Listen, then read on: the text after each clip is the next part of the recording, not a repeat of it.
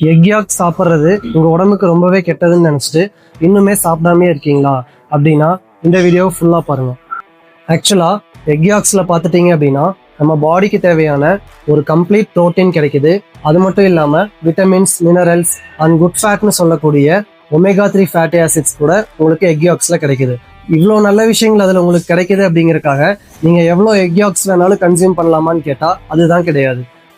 நீங்கள் ஒரு ஹெல்த்தி அடல்ட்ஸாக இருக்கீங்க அப்படின்னா உங்களுக்கு ஜென்ரல் ரெக்கமெண்டேஷன் என்ன அப்படின்னா 1லேருந்து 2 எக் யாக்ஸ் தாராளமாக டெய்லி எடுக்கலாம்.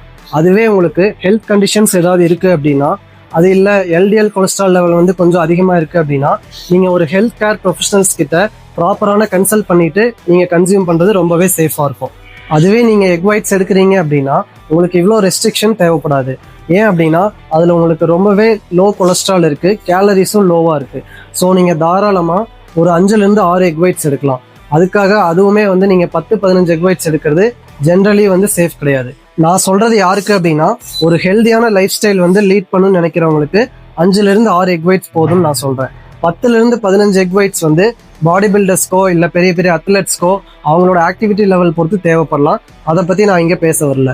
ஆக்சுவலாக நீங்கள் எக் ஒயிட்ஸ் வெறுமனே அந்த ப்ரோட்டீன் மட்டுமே நம்பி சாப்பிடாம இது கூடவே ஃப்ரூட்ஸ், வெஜிடபிள்ஸ் அண்ட் ஒரு 3 to 4 லிட்டர் வாட்டர், இந்த மாதிரி ஒரு பேலன்ஸ்டான டயட்டை ஃபோக்கஸ் பண்ணி நீங்கள் பண்ணீங்க அப்படின்னா உங்களுக்கு இது ரொம்பவே ஹெல்ப்ஃபுல்லாக இருக்கும்.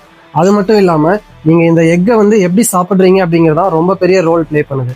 மோஸ்ட்லி எல்லாரும் என்ன பண்ணுறோம் அப்படின்னா இஷ்டத்துக்கு வெங்காயம், தக்காளி எல்லாம் போட்டு எண்ணெயில் போட்டு வதக்கி ஒரு ஆம்லேட்டோ ஒரு ஆஃப் பாயிலோ போட்டு சாப்பிடணும் தான் பிரியப்படுறோம். ஆக்சுவலாக அதில் உங்களுக்கு ஃபேட்டும் கொஞ்சம் சால்ட்டும் ஆட் ஆகிறதுனால கேலரிஸ் எக்ஸ்ட்ரா ஆட் ஆகுது. ஸோ என்றைக்குமே பெஸ்ட் எதுன்னு பார்த்தீங்கன்னா நீங்கள் எக்கு பாயில் பண்ணி சாப்பிட்றது தான் பெஸ்ட்டாக இருக்கும்.